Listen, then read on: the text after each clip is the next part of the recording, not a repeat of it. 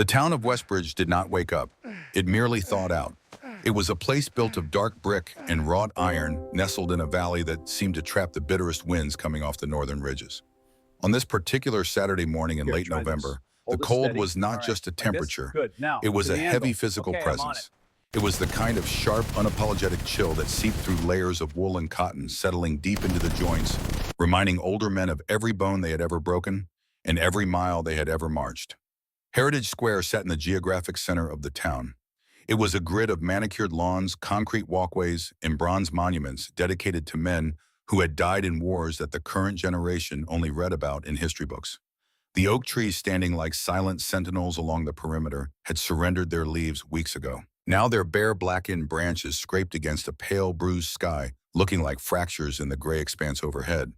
Frost clung stubbornly to the dormant grass, catching the weak morning light and shattering it into a million tiny cold diamonds.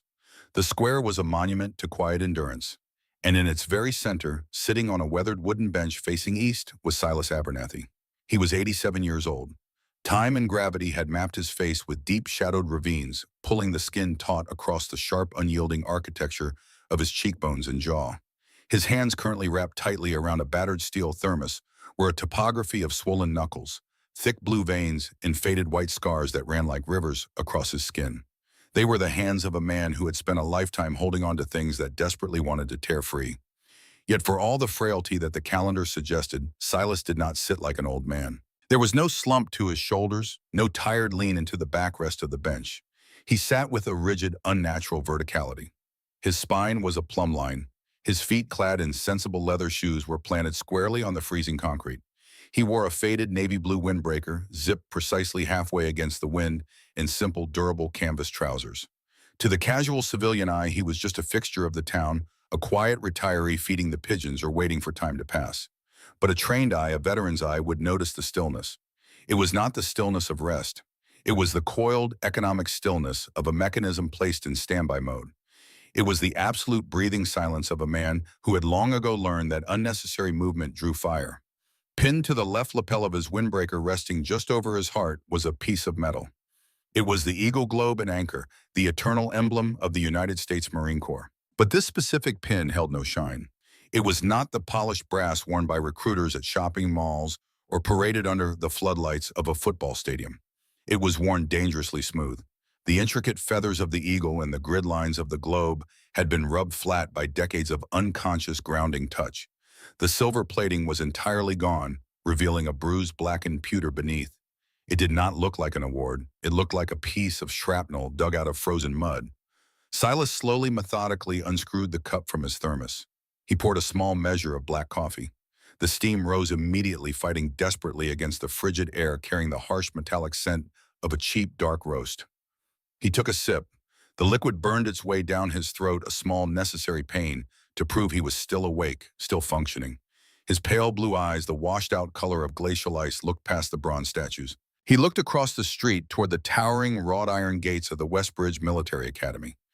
Even from a quarter-mile away, Silas could hear them, the rhythmic pounding syncopation of leather boots striking blacktop. He watched the distant, gray-clad formations of cadets moving in perfect unison across the sprawling parade decks. They moved like a single massive organism, turning and halting on the bark commands of unseen instructors. Silas watched them without judgment. He watched without nostalgia, and certainly without envy. He watched them with a quiet, solemn hope that those boys would never have to find out what happened when the marching stopped and the screaming began. The brittle, reverent silence of the square was suddenly broken. It was the sound of laughter, loud, sharp, and entirely hollow. It lacked any genuine warmth. It was the specific, dangerous laughter of young men traveling in a pack, desperate to validate one another, eager to project a strength they had not yet earned. Silas did not turn his head. He did not need to. His ears, damaged by artillery, but hyper-tuned to changes in his environment, tracked their approach with radar-like precision. 4 sets of boots, heavy heel strikes, the crisp, unnatural rustle of heavily starched fabric. They were walking off cadence, arrogant, taking up the entire width of the concrete path, forcing early morning joggers to step onto the frosted grass to avoid them. They emerged from the shadow of the World War II memorial, 4 cadets from the academy, burning an hour of weekend liberty before their next inspection. Their uniforms were flawless. Trousers bloused tightly over boots that reflected the gray sky like mirrors. Brass belt buckles gleaming like newly minted coins. Garrison caps tilted at the exact regulation angle. They were the picture of American youth engineered for a war they had only seen on high-definition screens. Leading the pack was Thaddeus Vance. Thaddeus was 20 years old. He was built like a linebacker with broad shoulders, a thick neck, and a square jaw that looked stamped from a factory mold. He was a legacy cadet. His father was a man who moved mountains in Washington, D.C., a man who spoke in ultimatums and viewed anything less than absolute crushing dominance as a moral failure. For 3 months, the academy had ground Thaddeus down, attempting to strip away his civilian privilege, trying to break the boy to build the officer. But Thaddeus was not rebuilding well. Just 30 minutes prior, standing in a freezing wind-whipped phone booth outside the mess hall, Thaddeus had listened to his father methodically dismantle his worth over a B- on a tactical strategy exam. The words were still ringing in his ears, a toxic burning sludge of humiliation and inadequacy. Thaddeus was a pressure cooker with a welded valve. He desperately needed to exert control. He needed to find someone smaller, someone weaker, someone to remind him that he was powerful. As the 4 cadets strode down the path, the freezing wind whipping at their gray trousers, Thaddeus's dark, angry eyes locked onto the solitary figure on the wooden bench. He saw the gray hair. He saw the faded cheap jacket. He saw an 87-year-old man drinking coffee alone in the biting cold. He saw a target. "Check out the relic," Thaddeus said. He did not bother to lower his voice. The wind carried the words perfectly, laying them at Silas's feet like a challenge. Thaddeus adjusted his trajectory, steering his group off the main path and directly toward the bench. The 3 cadets flanking him, boys who relied on Thaddeus's gravitational pull to feel important, boys who confused cruelty with leadership, chuckled nervously. They fell in step behind him, forming an impromptu firing squad of adolescent ego. They marched up and formed a semicircle around Silas, effectively boxing him and casting long, imposing shadows over the old man and his coffee. "Hey, Pops," Thaddeus barked. He stopped inches from the bench. The toe of his mirror-shined boot tapped aggressively, rhythmically against the wooden leg of the seat. "You lost the nursing home is a few miles back that way. You want us to call someone to come collect you." The sycophant snickered. It was textbook intimidation. The physical crowding, the loud voice, the insulting tone. It was designed to elicit a flinch, a stammer, a retreat. It was designed to make the old man shrink into himself, to apologize for taking up space. Silas Abernathy did not shrink. He did not look up. He did not stop breathing. He simply lowered the plastic cup to his knee, holding it perfectly steady. The surface of the dark coffee inside the cup did not ripple. Silas continued to look straight ahead, staring at the distant academy gates, treating Thaddeus Vance with the exact same level of attention he would afford a buzzing fly. The complete, utter lack of a reaction hit Thaddeus like a physical wall. It confused him. Then it infuriated him. He stepped closer, invading Silas's personal space. The sharp, alcoholic scent of the cadet's expensive aftershave overpowered the clean smell of the frost. Thaddeus's eyes darted over the old man's frame, searching for a lever to pull, a weakness to exploit. He found it on the left breast of the windbreaker. Thaddeus raised a hand clad in a black leather glove and pointed a thick finger at the tarnished lapel pin. "What is that?" Thaddeus sneered, his voice dripping with practiced theatrical disgust. "You buy that piece of junk at a pawn shop? Or did you pull it out of a cereal box?"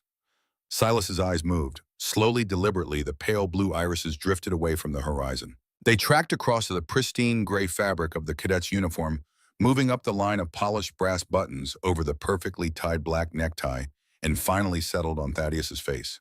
There was no anger in Silas's eyes. There was no indignation, no offended pride. There was only a profound, terrifying emptiness. It was the look of a man who had seen the absolute worst of what humanity was capable of and found this current display to be profoundly pathetic. "You boys should be on your way," Silas said. His voice was a low, gravelly rasp. It was not loud. It did not need to be. The words possessed a heavy acoustic density that seemed to drop the ambient temperature of the square. It was a statement of fact delivered by a man who was entirely accustomed to being obeyed, a man who did not negotiate with children. The quiet, unbothered authority in the old man's voice snapped the final fraying thread of Thaddeus's temper. He was Thaddeus Vance. He was the son of a Titan. He was a future combat officer in the greatest military force on the planet. He spent his days being screamed at by drill instructors, running until he vomited, breaking his body to earn the uniform he wore. And this frail civilian ghost in a thrift store jacket was dismissing him as if he were nothing. Or what? Thaddeus spat. He leaned down, his face inches from Silas's. His breath plumed in the cold air, white and angry. You going to bore us with a war story? You going to tell us how tough things used to be? I know exactly what you are. You're a fake. You pin a piece of surplus tin to your chest so people will think you're a hero. You wear that to get free drinks. You're a fraud. Behind Thaddeus, the three other cadets shifted uneasily. The dynamic had changed. The casual Saturday morning bullying was morphing into something darker, something rigid and ugly. One of the cadets, a tall, thin boy with anxious eyes, swallowed hard. He wanted to speak, to suggest they leave, to remind Thaddeus of the strict Liberty rules, but the air in the square felt too thick to pull into his lungs. Silas Abernathy slowly raised his hands. He took the plastic cup and carefully, with agonizing precision, screwed it back onto the top of the steel thermos. He placed the thermos on the wooden slats beside his right hip. He squared his shoulders. He placed his hands flat on his thighs. Every movement was economic, smooth, and utterly devoid of fear. I will not tell you again, Silas said. His voice was still a whisper, but the timbre of it had hardened into iron. Thaddeus's vision narrowed to a tunnel. The blood roared in his ears. The humiliation from his father's phone call clawed its way up his throat, demanding a sacrifice. He needed to break this old man. He needed to see the icy calm in those blue eyes shatter into blind panic. Stand up, Thaddeus commanded. His voice shook with a lethal cocktail of adrenaline and rage. Silas did not move.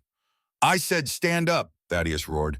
He reached out with his heavy leather-clad hand and shoved Silas violently in the chest. It was a hard, aggressive strike. A normal man of 87 would have been thrown backward against the iron armrest, perhaps breaking a rib, cracking a hip, or suffering a concussion. But Silas's body seemed to swallow the kinetic energy.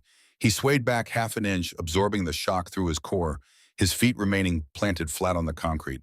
He did not scramble. He did not gasp. He settled immediately back into his perfect, rigid posture. The physical assault crossed a permanent, unforgivable line. The air in the square seemed to crystallize. Silas Abernathy rose to his feet. He did not use his hands to push himself up. He rose smoothly, a slow, terrifying uncoiling of muscle and bone. He stood facing Thaddeus. He was a small man, heavily outweighed and decades older, but as he stood there, the physical differences simply vanished. There was a sudden, crushing atmospheric pressure radiating from the old man. It was an aura forged in the fires of hell, in frozen trenches, in blood-soaked snowdrifts, and in the deafening roar of close-quarters combat. Thaddeus felt a sudden icy knot twist violently in his gut. The primal instinctual part of his brain, the part that kept early man alive in the dark, screamed at him to run. It warned him that he had cornered something impossibly dangerous. But his ego, bloated and bruised, overrode the survival instinct. To back down now in front of his squad in the middle of a public park would destroy him. Thaddeus's right hand dropped to his hip. Resting in a black polymer holster was a standard-issue training pistol. It was a heavy block of high-density plastic molded to the exact dimensions and weight of a lethal sidearm. It was colored bright blue and safety orange. It could not fire. It was a dummy weapon used for retention drills and tactical maneuvering. But a gun is a shape with a memory. The silhouette of a firearm commands an immediate biological terror, regardless of its color. Driven by blind, escalating rage, Thaddeus ripped the heavy training pistol from its holster. He stepped directly into Silas's space, bringing the weapon up in a violent, sweeping arc. He slammed the rigid plastic muzzle directly against the thin, bruised skin of Silas Abernathy's right temple. He pressed it hard, grinding the barrel against the bone, forcing Silas's head to tilt slightly to the left. I am a cadet officer of the Westbridge Academy, Thaddeus hissed. His face was pale, his eyes wide and manic. Spit flew from his lips, landing on the collar of Silas's jacket. You are nothing. You will stand at attention. You will address me as sir, and you will apologize to me right now. Do you understand? The three cadets behind Thaddeus gasped in unison. They stumbled backward, their boots scraping loudly against the frost-covered concrete, their faces draining of color. Vance, stop, the tall cadet yelled, his voice cracking with pure terror. Put it down. Are you out of your mind? You are going to end our careers. Shut your mouth, Thaddeus screamed over his shoulder, his arm locked straight, driving the gun harder into the old man's skull. This piece of garbage needs to learn respect. Time stopped in Heritage Square. 60 feet away, a woman walking a terrier stopped dead, her hand flying to her mouth to stifle a scream. A postal worker dropping mail into a blue collection box froze his hand suspended in midair. The wind died completely. The world was reduced to the heavy, ragged breathing of an angry 20-year-old boy and the silent, unmoving statue of an old man. The muzzle of the training pistol pushed against Silas's temple. The plastic was cold. It was hard. It was an insult. Silas Abernathy did not blink. He did not raise his hands to defend himself. He did not plead for his life. He did not try to explain that the gun was fake. His heartbeat did not elevate. The pale blue of his eyes remained as clear and unfathomable as a frozen lake. He felt the pressure against his skull. It was a tactile sensation he had not experienced in over 60 years. But the human body is a perfect archive of trauma. The mind catalogs every brush with the Reaper, storing it deep in the dark, silent vaults of the subconscious. The plastic against his skin was an illusion, but the arrogance, the threat, the intent behind it, that was real. And in that frozen, suspended second, the manicured lawns and concrete paths of the American park began to dissolve. The sharp smell of autumn frost and cheap aftershave was ripped away, replaced by the suffocating, phantom stench of burning diesel, frozen earth, and copper blood. The distant hum of morning traffic faded into nothingness, violently overwritten by the bone-shaking, deafening shriek of incoming mortar fire tearing through a pitch-black, freezing sky. Silas was no longer standing in a peaceful square. The heavy iron doors in his mind, doors he had kept locked and barred for 6 decades, were blown off their hinges. The ghosts of Operation Winterstorm, buried beneath a lifetime of silence, discipline, and quiet mornings, slowly opened their eyes. The memory did not come as a gentle wave. It crashed into him like a derailed train, violent and absolute. For Thaddeus Vance, the cold of Heritage Square was an inconvenience.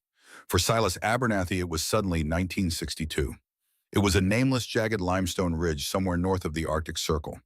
The operation was classified under the name Winterstorm, a desperate, off-the-books mission to hold a compromised listening post against an overwhelming, nameless enemy. The frost on the manicured grass of the park vanished.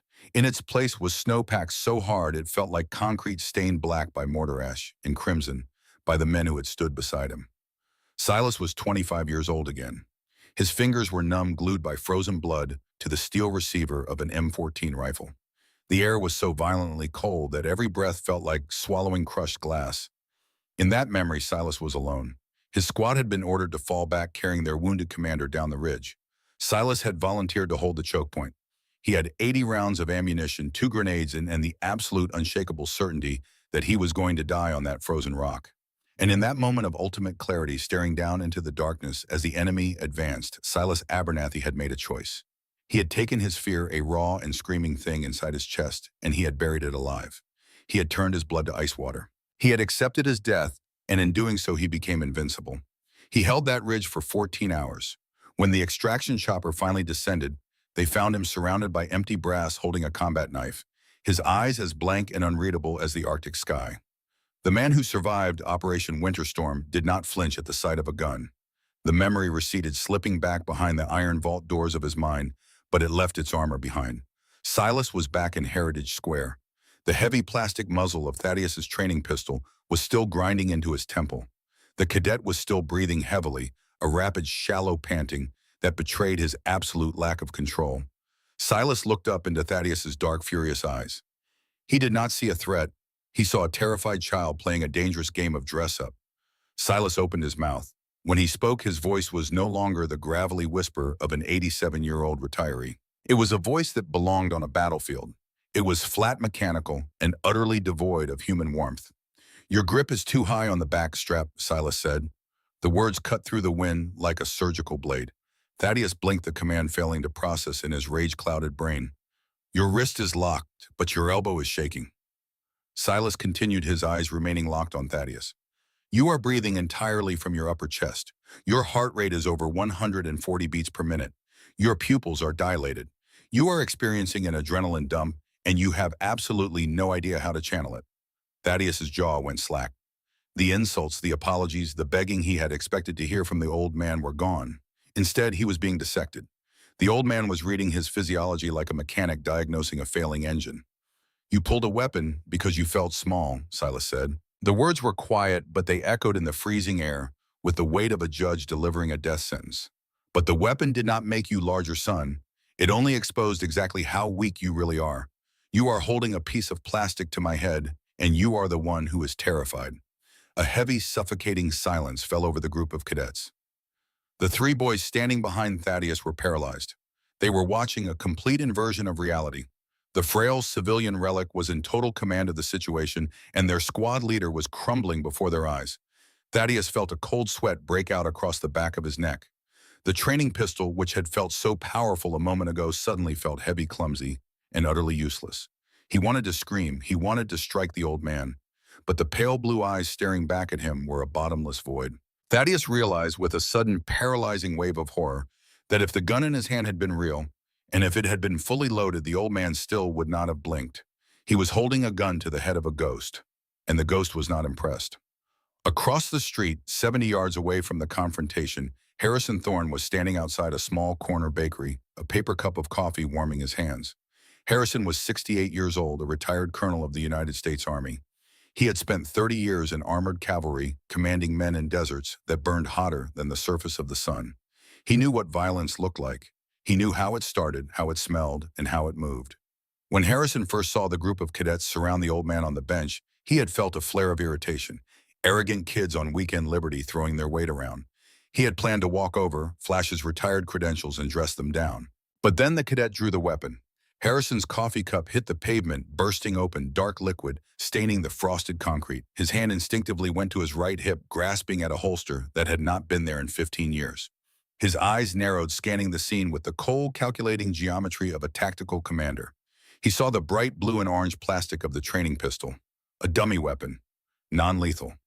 But Harrison did not relax. His gaze shifted from the furious, shaking cadet to the old man sitting on the bench. Harrison's breath hitched in his throat. Even from across the street, Harrison recognized the posture. He saw the way the old man absorbed the physical shove without losing his center of gravity. He saw the slow, deliberate way the old man stood up. And most importantly, he saw the absolute terrifying stillness in the face of a drawn weapon.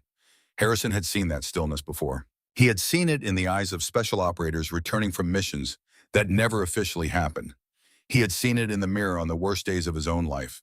It was the mark of a man who had crossed the river, Styx looked the devil in the eye, and negotiated his own return. "That old man is not a victim," Harrison muttered to himself, his heart pounding a heavy rhythm against his ribs. "He is a dormant explosive. And that idiot boy just lit the fuse." Harrison knew that if he called the local police, things would escalate into a tragedy. Patrol officers would arrive with sirens blaring and adrenaline pumping. They would see a gun, they would see a struggle, and they would make a mistake. The old man would react, training kicking in, and someone would end up dead on the pavement. This was not a matter for local law enforcement. This was a military problem, and it required a military solution. Harrison pulled his smartphone from the pocket of his heavy wool coat. His thumb moved quickly over the screen, bypassing his standard contacts, opening a secure encrypted directory. He scrolled down to a name he had not called in 3 years, a name that carried enough stars on its collar to blot out the sun. General Alistair Montgomery, the commandant of the Westbridge Military Academy. Harrison pressed the call button and raised the phone to his ear, his eyes never leaving the confrontation in the square. The line rang exactly twice before it connected. Montgomery, a deep, resonant voice answered.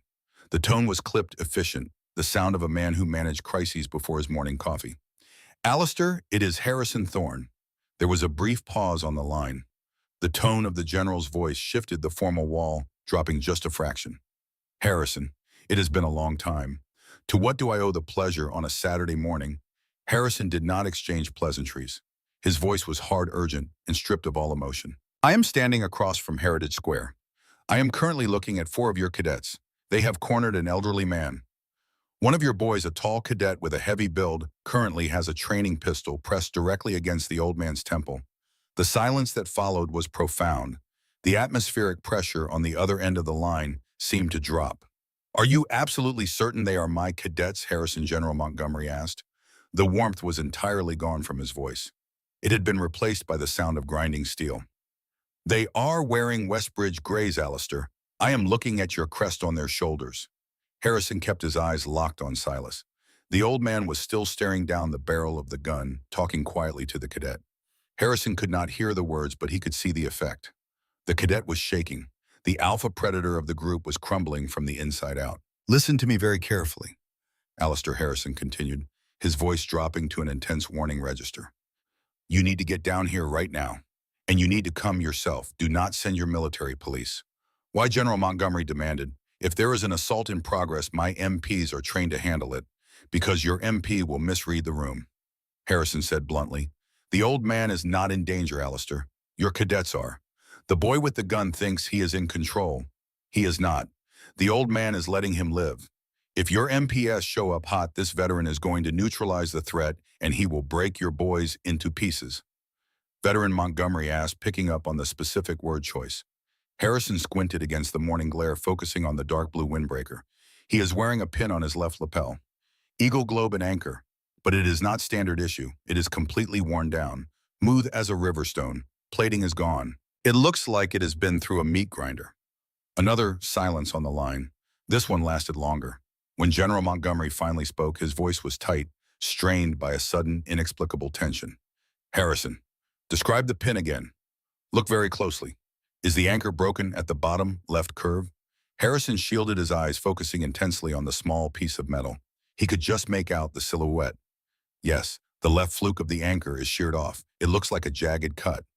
Harrison heard the sound of a heavy wooden chair scraping violently against a floorboard on the other end of the line. He heard the sharp intake of breath from a man who had commanded divisions in combat. Harrison, General Montgomery said, his voice dropping to a near whisper. Do not approach them. Do not let anyone else approach them. Keep the perimeter clear. What is going on, Alistair? Who is this man? I am scrambling my command staff right now, Montgomery said, ignoring the question. We are 3 minutes out. Keep that boy from pulling the trigger, Dan Harrison. If that old man reacts, heaven help us all. The line went dead. Harrison Thorne lowered the phone slowly from his ear. He looked back across the frosted grass of Heritage Square. Thaddeus Vance was still holding the plastic gun to the temple of Silas Abernathy. The cadet was shouting now, trying to drown out the quiet, devastating words the old man was speaking. But the cadet's hand was shaking so badly the gun was rattling against Silas's skull. Harrison slipped the phone back into his coat pocket. He stood perfectly still on the freezing pavement, the cold seeping through the soles of his boots. He watched the old man in the faded windbreaker, the man with the broken anchor on his chest, and he realized he was not watching a victim being bullied. He was watching a masterclass in psychological warfare. The wind howled through the bare branches of the oak trees, carrying the scent of impending storm. The town of Westbridge was about to witness a reckoning, and Harrison Thorne knew with absolute certainty that the arrogant boy holding the gun was already dead. He just didn't know it yet. The transition from the manicured lawns of Heritage Square to the frozen hellscape of Operation Winterstorm was not a memory. It was a physical relocation of the soul. For Thaddeus Vance, the cold plastic of the training pistol pressing into the old man's temple was an instrument of immediate power.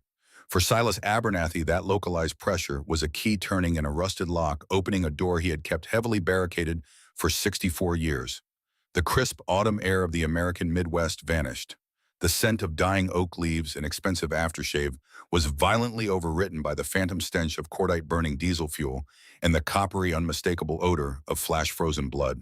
The distant, peaceful hum of morning traffic was swallowed whole by the deafening, earth-shattering roar of an Arctic blizzard, a wind so violent it sounded like the screaming of 1,000 dying men. Silas was no longer 87 years old. He was 25. It was December of 1962. A classified grid coordinate somewhere north of the Arctic Circle, a jagged, nameless ridge of black limestone protruding from a sea of relentless white. They were not supposed to be there. Officially, the United States had no military presence in that sector. Unofficially, Silas's squad had been tasked with holding a forward listening post that had suddenly catastrophically become the focal point of a massive unacknowledged enemy offensive. The cold in that memory was absolute. It was not a weather condition, it was an apex predator. It was 32 degrees below zero, a temperature where moisture did not freeze, it shattered.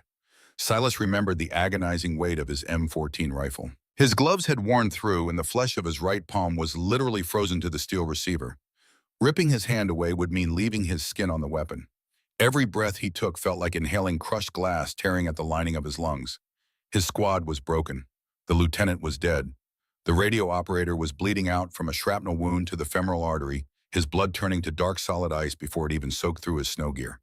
The enemy was advancing up the ridge shadows, moving through the blinding whiteouts, moving with the methodical, terrifying patience of wolves circling a wounded animal. Someone had to hold the choke point. Someone had to buy the remaining 3 men the time they needed to drag the wounded down the reverse slope to the extraction zone. Silas had not volunteered with a heroic speech. He had simply stopped moving backward. He had wedged himself between two jagged spires of limestone, checked his ammunition, and waited. He had exactly 42 rounds of ammunition, 2 fragmentation grenades, and a combat knife. He was facing an element of at least 50 highly trained mountain infantry. It was in that narrow, freezing crevice that Silas Abernathy had made the ultimate transaction. He had looked at his own mortality, recognized that his life was over, and accepted all of it. He took the terror, the primal screaming instinct to survive, and he buried it under a glacier of pure duty. He accepted his death, and in that exact moment, he became the most dangerous creature on the face of the earth. He became a man with nothing left to lose. For 14 hours, he fought. When the rifle jammed, he used the grenades. When the grenades were gone, he used the knife. He fought until the snow around his position was black with powder burns and red with the cost of holding the line. When the extraction team finally returned the next morning, expecting to recover his mutilated corpse, they found him sitting on a pile of empty brass casings, his eyes as wide and unreadable as the Arctic sky, the broken left fluke of his lapel. Anchor, a permanent testament to a close-quarters parry that had saved his throat. That was the crucible. That was the fire that had forged the man currently sitting on the bench. The hallucination of the blizzard receded, pulling back like a dark tide, leaving Silas Abernathy anchored firmly in the present. He was back in Heritage Square. The heavy, brightly colored plastic muzzle of Thaddeus's training pistol was still grinding into the thin skin of his right temple. The cadet was breathing heavily, a rapid, shallow panting that betrayed an absolute fundamental lack of control. Silas looked up into Thaddeus's dark, furious eyes. He did not see a threat. He did not see a warrior. He saw a terrified, fragile child playing a dangerous game of dress-up, a boy wearing a uniform he had not yet bled for. Silas opened his mouth. When he spoke, his voice was no longer the gravelly, strained whisper of an elderly retiree. It was a voice that belonged on a battlefield. It was flat, mechanical, and utterly devoid of human warmth. It was the voice of the blizzard. "Your grip is too high on the backstrap," Silas said. The words cut through the biting wind like a surgical blade. They were so wildly out of context, so completely disconnected from the reality Thaddeus had constructed in his mind, that the cadet actually blinked his brain, failing to process the auditory information. "Your wrist is locked, but your elbow is shaking," Silas continued. His pale blue eyes remained locked on Thaddeus, unblinking, dissecting the boy layer by layer. "You are breathing entirely from your upper chest. Your shoulders are tight. Your heart rate is exceeding 140 beats per minute. Your pupils are dilated. You are experiencing a massive adrenaline dump, and you have absolutely no idea how to channel it. You are drowning in it." Thaddeus's jaw went slack.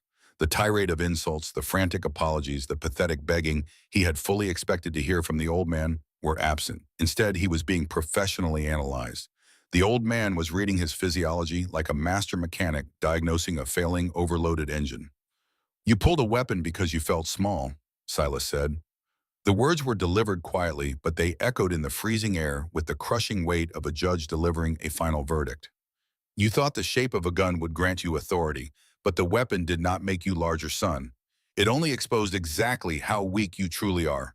You are holding a piece of plastic to the head of an unarmed old man, and you are the one who is terrified." A heavy, suffocating silence dropped over the group of cadets. The 3 boys standing behind Thaddeus were paralyzed. They were witnessing a complete, terrifying inversion of reality.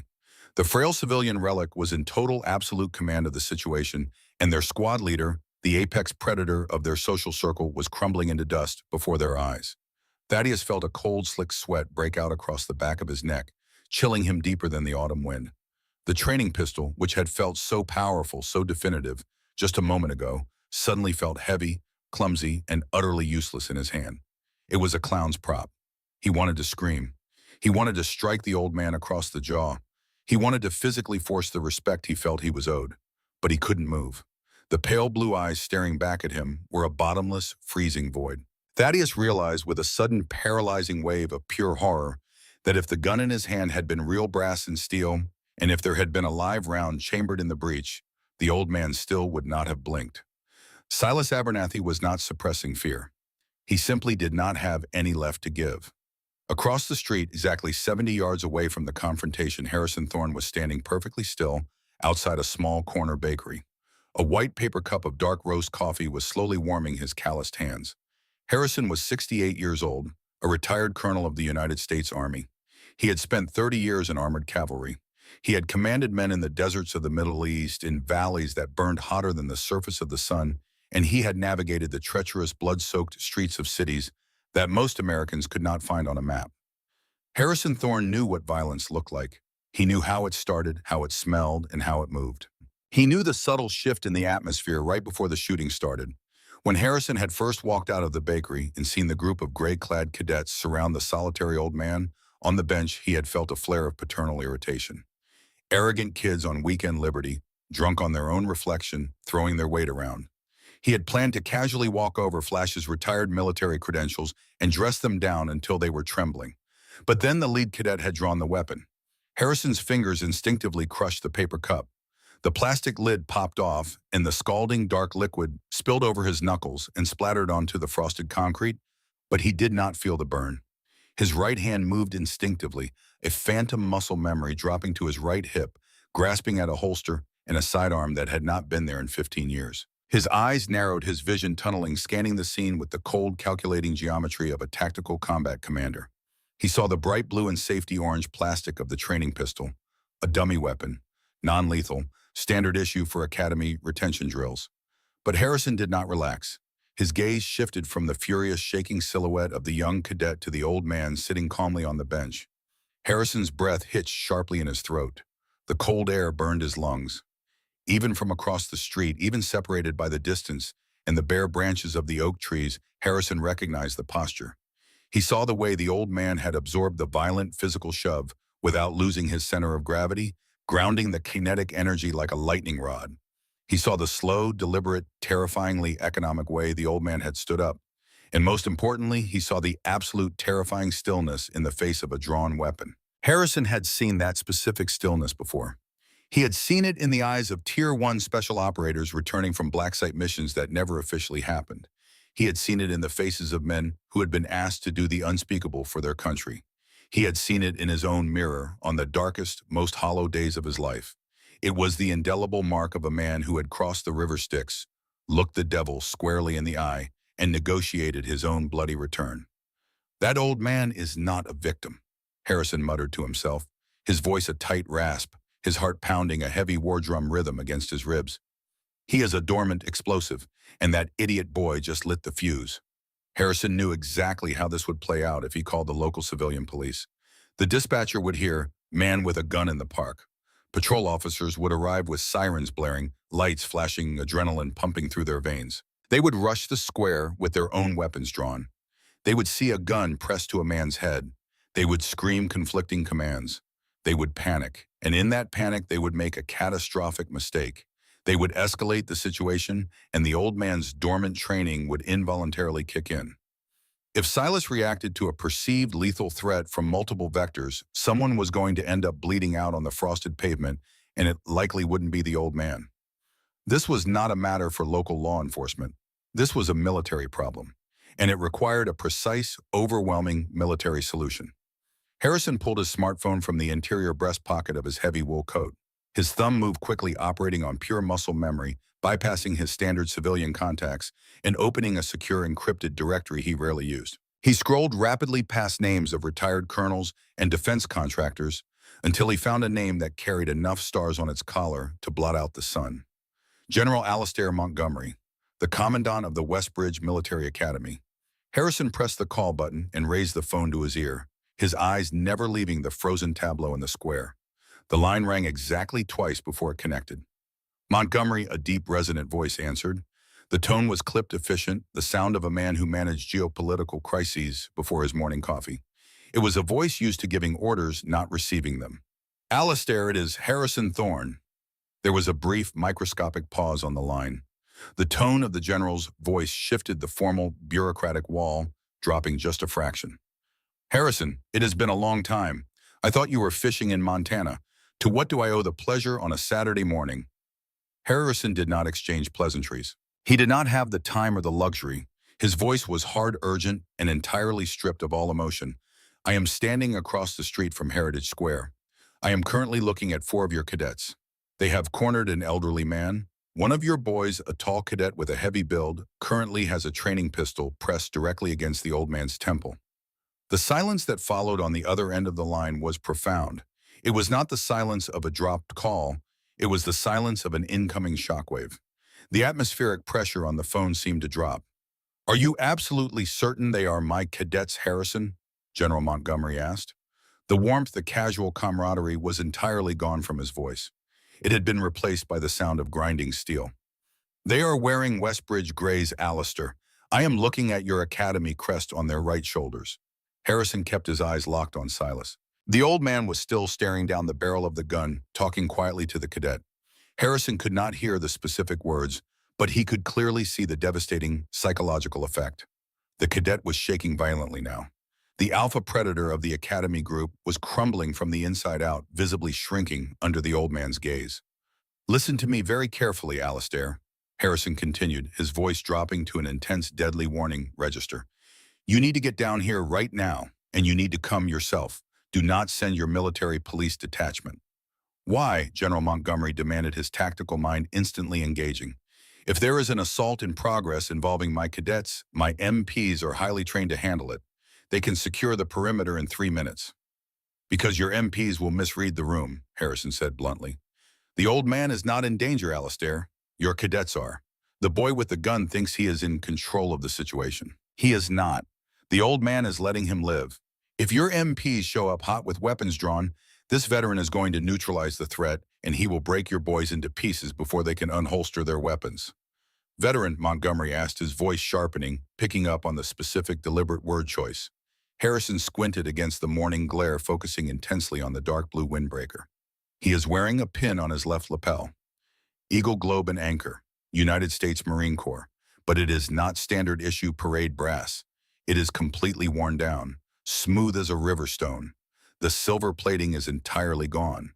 It looks like it has been through a meat grinder." Another silence on the line. This one lasted longer. It felt heavy, pregnant with a sudden, dawning realization. When General Montgomery finally spoke, his voice was tight, strained by a sudden, inexplicable tension that Harrison had never heard from the man before. "Harrison, describe the pin again. Look very closely. Is the anchor broken at the bottom left curve?" Harrison shielded his eyes with his free hand, focusing his vision entirely on the small piece of tarnished metal on the old man's chest. He tracked the lines of the globe, the spread of the eagle's wings, and down to the anchor. He could just make out the irregular silhouette. "Yes." Harrison confirmed, his own pulse quickening at the strange specificity of the question. "The left fluke of the anchor is sheared off. It looks like a jagged, violent cut. Not worn away bone. Broken." Harrison heard a sound through the phone speaker. It was the sound of a heavy, solid oak chair scraping violently against a hardwood floor. He heard the sharp, sudden intake of breath from a man who had commanded armored divisions in open combat, a man who did not rattle. "Harrison," General Montgomery said. His voice had dropped to a near whisper, vibrating with an emotion that sounded terrifyingly close to absolute panic. "Do not approach them. Do not let anyone else in that square approach them. You keep that perimeter totally clear." "What is going on, Alistair? Who is this man?" "I am scrambling my senior command staff right now," Montgomery said, completely ignoring the question. His voice was suddenly booming, shouting orders to someone off camera in his office. "We are 3 minutes out. Code red transit. Keep that arrogant boy from pulling the trigger, Harrison. If that old man reacts, heaven help us all." The line went dead with a sharp click. Harrison Thorne lowered the phone slowly from his ear. He looked back across the frosted grass of Heritage Square. Thaddeus Vance was still holding the plastic gun to the temple of Silas Abernathy. The cadet's mouth was moving rapidly, shouting now, desperately trying to drown out the quiet, devastating words the old man was speaking. But Thaddeus's hand was shaking so violently that the plastic barrel of the gun was audibly rattling against Silas's skull. Harrison slipped the phone back into the deep pocket of his coat. He stood perfectly still on the freezing pavement, the cold seeping slowly through the thick rubber soles of his boots. He watched the old man in the faded windbreaker, the man with the broken anchor on his chest, and he realized with absolute clarity that he was not watching a victim being bullied. He was watching a masterclass in psychological warfare. He was watching a legendary ghost dismantle a boy using nothing but eye contact and the truth. The wind howled through the bare skeletal branches of the oak trees, carrying the bitter scent of impending storm. The town of Westbridge was about to witness a reckoning, and Harrison Thorne knew with the absolute certainty of a man who had spent his life dealing in life and death that the arrogant boy holding the gun was already dead. His career, his pride, his future, It had all just been erased. He just didn't know it yet. Back on the frozen concrete path, Thaddeus was suffocating. The air seemed too thin to breathe. The old man's words were burrowing into his brain like parasitic worms, eating away at the fragile foundations of his ego. "Shut up!" Thaddeus gasped. It was no longer a command. It was a plea. "You think this uniform makes you a man," Silas said, his voice entirely devoid of pity. "You think the brass on your belt gives you the right to demand respect. But respect is a currency, son. It has to be earned in the dark. It has to be paid for in blood and sacrifice. You have paid nothing. You are operating on stolen credit." Thaddeus pressed the gun harder, his knuckles turning white inside his leather gloves. "I said shut up. I am an officer." "You are a liability," Silas corrected him softly. "If we were in the field and you panicked like this, you would get your men killed. You are a danger to yourself and everyone wearing that gray wool." The tall cadet behind Thaddeus, the one who had tried to stop him earlier, finally broke. He stepped forward, his face pale with terror, and grabbed Thaddeus's left shoulder. "Vance, we have to go," the boy begged, his voice cracking. "Look at him. He's not scared. Something is wrong. We need to leave right now." Thaddeus violently jerked his shoulder away. "Get your hands off me. I am handling this." "You are handling nothing," Silas said. He slowly, deliberately raised his right hand. Thaddeus flinched, his finger tightening instinctively on the plastic trigger. Had it been a real weapon, the nervous twitch would have sent a hollow point round through Silas's brain. But Silas knew it wasn't real, and he knew the boy wouldn't pull it even if it were. Silas reached up and gently, with the terrible condescension of a parent disciplining a toddler, wrapped his arthritic fingers around the barrel of the training pistol. Thaddeus tried to pull the gun back to retain control of his weapon, but Silas's grip was like an industrial vice. The old man's hands, scarred and swollen, possessed a tendon strength that defied his age. He did not wrench the gun away. He simply held it in place, rendering Thaddeus completely impotent. "You drew a weapon you do not have the courage to use," Silas whispered, leaning in slightly, closing the distance until he was inches from Thaddeus's face. "Never ever draw a weapon unless you have already made peace with the act of killing. Because if you pull a gun on a man who has made that peace, you will die with your finger on the trigger." Thaddeus's chest heaved.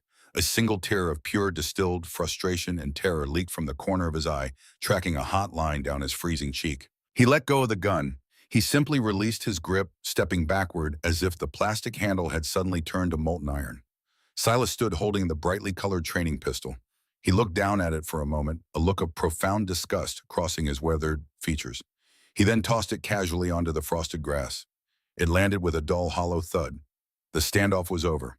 The physical threat was neutralized without a single punch being thrown. Thaddeus Vance stood empty-handed, stripped of his pride, stripped of his perceived authority, shivering violently in the autumn wind.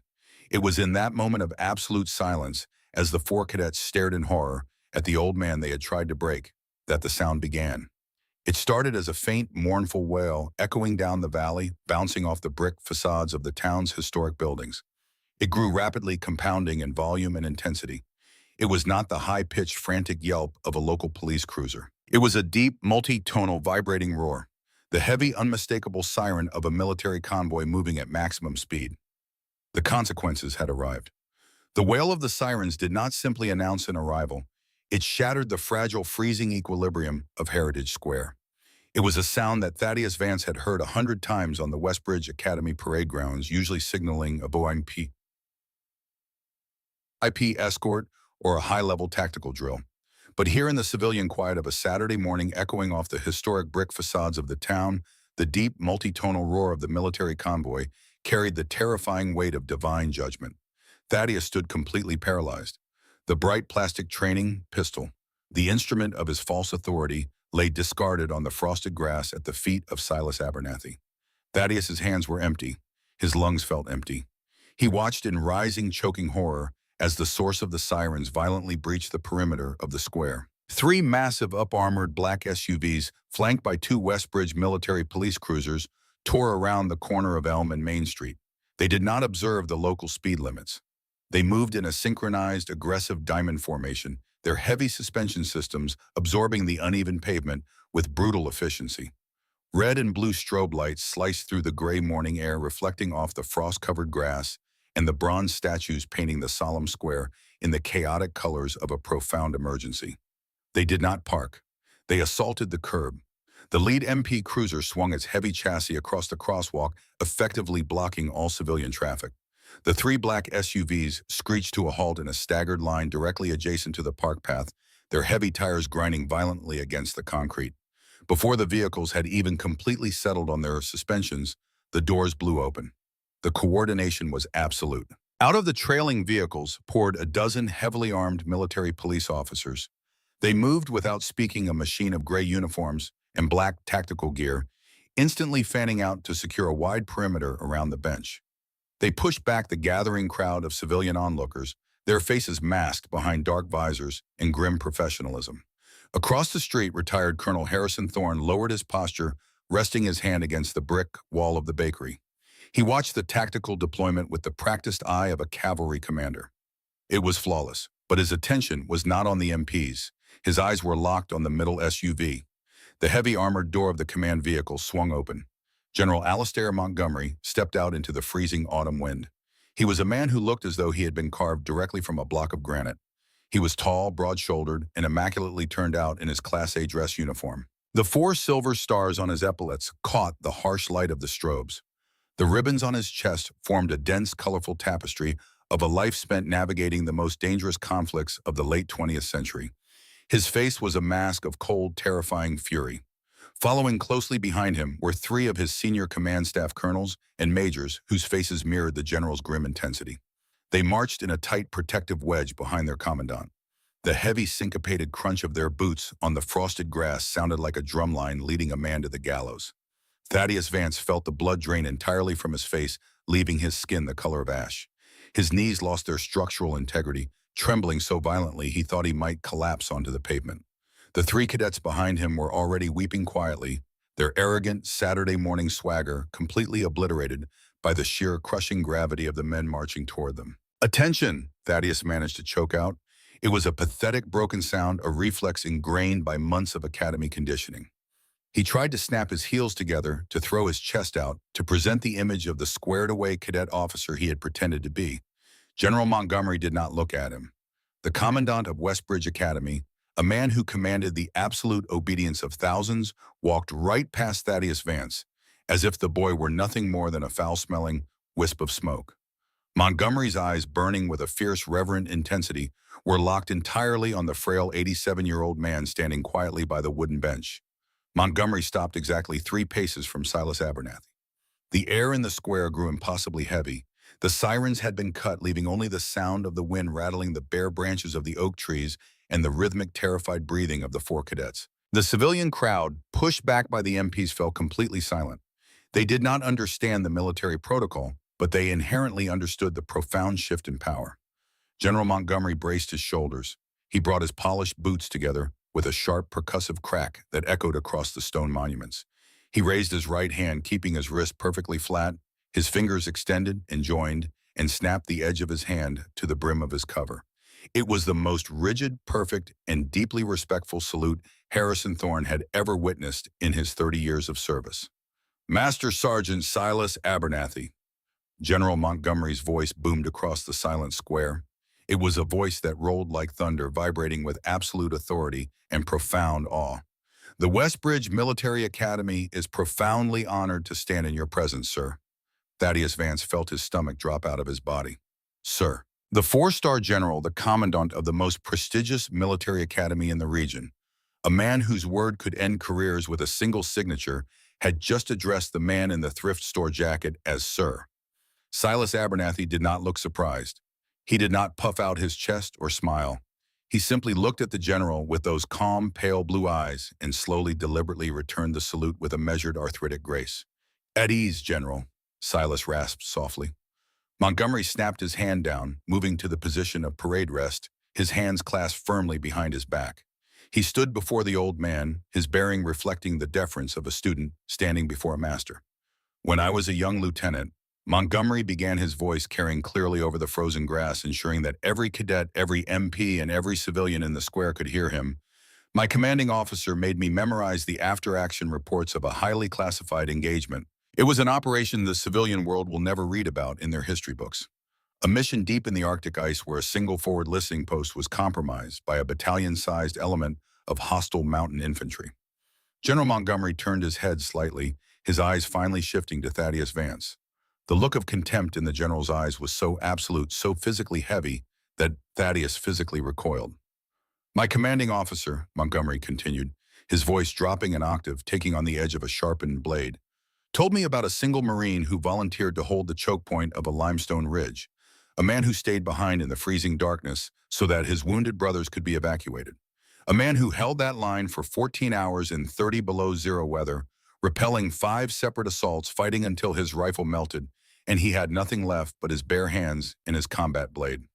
Montgomery turned his gaze back to Silas. "Master Sergeant Abernathy is the sole surviving veteran of Operation Winterstorm," the general declared. The words hung in the air, heavy and immortal. "He is a recipient of the Navy Cross. He holds the Silver Star. He carries 3 Purple Hearts. He shed his blood on foreign ice so that boys who had not yet been born could have the luxury of growing up to wear a uniform in safety." Across the street, Harrison Thorne slowly took his hand off the brick wall. He stood at the position of attention, ignoring the spilled coffee pooling around his boots. He closed his eyes for a brief second, offering a silent, deeply personal prayer of gratitude for the men who had held the line in the dark. General Montgomery finally broke his stance of parade rest. He turned his massive frame, completely centering himself on Thaddeus Vance. The temperature around the cadets seemed to plummet. Thaddeus was shaking so violently his teeth were audibly chattering. The arrogant sneer was gone, replaced by the wide-eyed, hollow stare of a boy who was watching his entire life evaporate before his eyes. "Cadet Vance," Montgomery said. He did not shout. The quiet, lethal calm in his voice was infinitely more terrifying than any scream. "You drew a weapon on a living legend. You sought to use the uniform of this academy, a uniform you have done absolutely nothing to earn, to intimidate a man who embodies the very foundation of its honor. You have disgraced yourself. You have disgraced Westbridge, and you have committed an act of supreme cowardice." "Sir, Thaddeus stammered, his voice breaking into a high, pathetic squeak. "I didn't know. It was just a training pistol. I was just—" "Silence!" The word cracked like a rifle shot. Thaddeus snapped his jaw shut, tears streaming freely down his cheeks. "Your ignorance is not a defense, cadet," Montgomery growled, stepping into Thaddeus's personal space towering over the boy. "Your arrogance is a cancer, and I will excise it from my institution immediately." Montgomery reached into his dress tunic and pulled out his smartphone. He did not dial a number. He simply tapped a pre-programmed contact and held the phone up, pressing the speaker button. The phone rang once, twice. Then a sharp, distinguished voice answered. "This is Senator Vance." Thaddeus let out a small, wounded noise. His father. "Senator, this is General Alastair Montgomery, Commandant of Westbridge." "Alastair?" The senator's voice boomed through the speaker, carrying the easy confidence of political power. "What can I do for you on a Saturday? I assume this isn't a social call." "It is not Senator Tim," Montgomery replied, his voice devoid of any political deference. "I am standing in Heritage Square. I am standing next to your son, Thaddeus. 10 minutes ago, your son drew a tactical training pistol and pressed the muzzle to the head of an 87-year-old man." The silence on the phone was absolute. For a long, agonizing moment, the only sound was the wind. "Is this a joke, Alastair?" the senator finally asked, his voice losing its polished veneer. "I do not joke about the honor of my academy," Montgomery stated coldly. "The man your son assaulted is Master Sergeant Silas Abernathy, a decorated hero of the Cold War, a man whose boots your son is not worthy to shine. Your son attempted to humiliate him in a public park to amuse his friends." Thaddeus stared at the phone in the general's hand as if it were a venomous snake. "Dad," he whispered, his voice trembling. "Dad, please." "Thaddeus," Senator Vance's voice came through the speaker. It was not the voice of a loving father. It was the voice of a man assessing catastrophic political and personal damage. It was cold, distant, and utterly unforgiving. "Did you do this?" I didn't know who he was, Dad. It was just a joke. The gun was plastic." "You coward," his father interrupted. The disgust in the single word was absolute. It was a verbal execution. "You pathetic, weak coward. You put a gun to an old man's head because you couldn't handle a bad grade on an exam. You used my name. You used that uniform to act like a thug in the street." "Dad, I'm sorry. You are no longer a cadet," the senator said, his voice dropping to a low, furious hiss.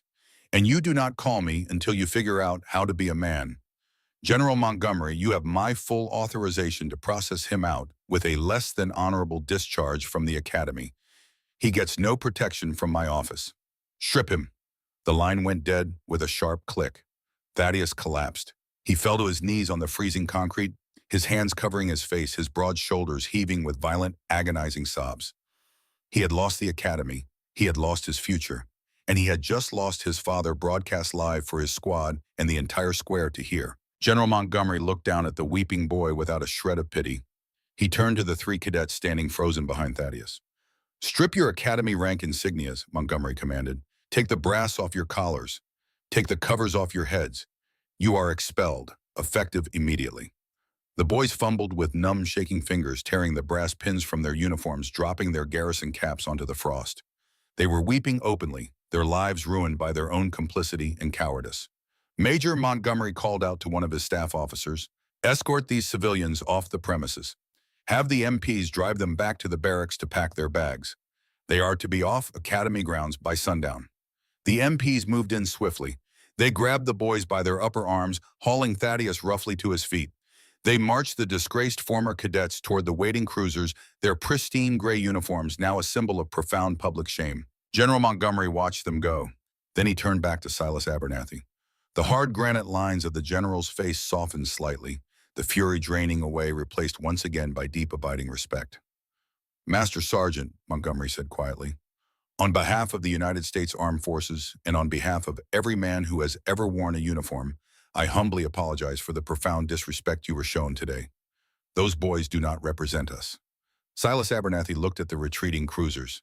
He looked at the plastic gun lying in the frost. He then looked up at the towering general. "They are just boys, Alistair," Silas rasped, using the general's first name with the easy authority of an elder statesman. "They are full of gunpowder and looking for a spark. They confuse cruelty with strength. It is a common mistake for those who have never had to pay the toll." Silas slowly bent down his joints, popping loudly in the cold. He picked up his battered thermos. "They need to learn that the uniform does not make the man," Silas said, turning away from the general, looking back out over the bare oak trees. "The man has to be worthy of the cloth. Make sure they learn that, General." With that, Silas Abernathy gave a small, almost imperceptible nod. He turned and walked slowly down the concrete path, his back perfectly straight, his faded windbreaker flapping gently in the wind, a solitary titan disappearing into the autumn morning. Time did not heal all wounds, but it possessed a brutal, undeniable momentum. 4 months had passed since the incident in Heritage Square. The bitter autumn had given way to a relentless, punishing winter, and finally the slow, agonizing thaw of early spring. The town of Westbridge moved on. The incident at the park became a whispered legend at the academy, a cautionary tale told by drill instructors in the dead of night to terrify new recruits. A new plaque was quietly installed on the wooden bench in the square, dedicating it to the veterans of the Cold War. For Thaddeus Vance, time had not moved on. It had dragged him through the mud. He was no longer a legacy cadet. He was no longer the son of a powerful senator, at least not in any practical sense. His father had cut him off entirely, freezing his bank accounts and refusing to take his calls. The expulsion had been public and brutal. No other academy would take him. No prestigious university would accept a transfer with a conduct discharge on his record. Thaddeus had plummeted from the elite heights of the academy to the invisible grinding bottom of civilian life. It was a Tuesday afternoon. Thaddeus was standing in the back aisle of Miller's Hardware, a dusty, cavernous local store that smelled eternally of pine sawdust, dried paint, and heavy machine oil. He was wearing a faded green canvas apron over a cheap flannel shirt. His hands, once manicured and encased in fine leather gloves, were now calloused, split, and stained with industrial grease. He was pushing a heavy push broom down an aisle lined with brass fittings and copper piping. Thaddeus looked older. The arrogant, square-jawed boy from the park was gone. His face was leaner, hollowed out by months of sleeping on a cheap mattress in a rented room above a laundromat. His eyes, once full of entitled fire, were now downcast, permanently fixed on the floor he was sweeping. He had spent 4 months marinating in his own shame, replaying that frozen morning in the park 1,000 times over, sickened by the memory of his own cowardice. The bell above the hardware store's front door chimed softly. Thaddeus did not look up. He kept sweeping, gathering wood shavings, and dropped screws into a neat pile. He heard the slow, measured shuffle of footsteps walking down the main aisle, turning into a section. "You missed a spot by the half-inch couplings." The voice was a low, gravelly rasp. Thaddeus froze. His blood turned to ice water in his veins. The push broom slipped from his hands, the wooden handle clattering loudly against the linoleum floor. He slowly raised his head. Standing 10 feet away, holding a small paper bag of galvanized nails, was Silas Abernathy. The old man looked exactly the same.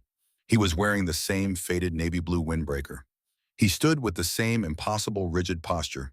The tarnished eagle globe and anchor pin with the broken fluke rested over his heart. Thaddeus felt a hot, suffocating flush of pure shame creep up his neck, burning his face. He wanted the floor of the hardware store to open up and swallow him whole. He wanted to run out the back loading dock and disappear into the alley. This was the man he had threatened to kill. This was the giant he had tried to step on. Thaddeus opened his mouth, but his throat was completely dry. No words came out. He just stood there, his hands trembling at his sides, waiting for the condemnation. He waited for the old man to gloat, to point a finger and laugh at the mighty cadet who was now sweeping sawdust for minimum wage. Silas did not laugh. He did not look angry. He looked at Thaddeus with the same calm, penetrating blue eyes he had used in the park. Silas walked forward, his heavy leather shoes scuffing softly against the floor. He stopped in front of Thaddeus. He reached down, slowly picking up the heavy wooden push broom and held it out to the young man. Thaddeus took it with shaking hands. "It is a heavy thing, isn't it?" Silas said quietly. "What is, sir?" Thaddeus choked out his voice, a barely audible whisper. He could not bring himself to look the old man in the eye. He stared at the broken lapel pin on Silas's jacket. "Pride," Silas answered. The word was heavy, resonant. "It is a heavy burden, son. When you wear it like armor, it eventually crushes you under its own weight. I know. I wore it too once." Thaddeus finally looked up, confusion cutting through his shame. "You," Silas gave a small, dry chuckle that sounded like stones grinding together. "You think I was born a master sergeant, boy? You think I never made a mistake?" Silas reached up and touched the broken anchor on his lapel. "When I was your age, I was a corporal. I was arrogant. I thought I was invincible. I thought the rifle in my hands made me a god. My pride caused me to ignore a direct order from a lieutenant. I thought I knew better." Silas's eyes darkened, the memory pulling at the deep lines of his face. "My arrogance got my fire team pinned down. A man died because I had to prove I was the smartest boy in the room. They stripped my rank. They nearly threw me in the brig. I was lower than the dirt on your floor." Thaddeus listened, completely captivated. The legend, the Titan of the Arctic Ridge, was admitting to the exact same failing. "I wanted to quit," Silas continued, his voice dropping to a low, intimate murmur amidst the aisles of hardware. "I wanted to run away and hide from my shame. But an old gunnery sergeant pulled me aside. He told me that a man is not defined by how he acts when the sun is shining and the brass is polished. A man is defined by how he behaves when he is covered in mud, when he has lost everything, and when no one is looking." Silas stepped closer, his pale blue eyes locking onto Thaddeus's broken gaze. "That park was your mud, Thaddeus," Silas said, using the boy's first name for the first time. "You fell into it. You showed the world your weakness. But this," Silas gestured to the apron, the broom, the dusty aisles of the hardware store. "This is the important part. This is the quiet work. This is you standing back up." Tears welled in Thaddeus's eyes, hot and stinging. He had expected wrath. He had expected to be entirely destroyed by this man. He had never in his darkest nights of self-hatred expected to receive grace. "I am so sorry, sir." Thaddeus wept, the words tearing out of his chest, thick with genuine agony. "I am so deeply, truly sorry for what I did to you." "I know you are, son," Silas said softly. "The apology is accepted. But the apology is for the past. I am looking at your future." Silas reached into his pocket and pulled out his worn leather wallet. He extracted a $5 bill and placed it on the counter next to the paper bag of nails. "The uniform you wore was a symbol," Silas said, turning back to Thaddeus. "It was a piece of cloth. It meant nothing without the character to fill it. You lost the cloth, but you have the chance right here in the sawdust to build the character. Do not let one cowardly moment define the rest of your life. You have paid the toll. Now get back to work." Silas Abernathy did not wait for a response. He gave a single firm nod, a gesture of profound respect from an old warrior to a young man beginning a very long, difficult journey. He turned and walked down the aisle, the bell above the door chiming softly as he stepped out into the crisp spring afternoon. Thaddeus Vance stood alone in the back of the hardware store. He looked at the push broom in his calloused hands. The wood felt rough, heavy, and real. It was not a plastic gun. It was a tool for cleaning up messes. For the first time in 4 months, the crushing weight in his chest seemed to loosen. He wiped his eyes with the back of his dirty sleeve. He gripped the broom handle firmly, squared his shoulders, and began to sweep the sawdust, pulling it into a neat, disciplined pile. The journey was just beginning, but for the first time, Thaddeus Vance was ready to take the first step.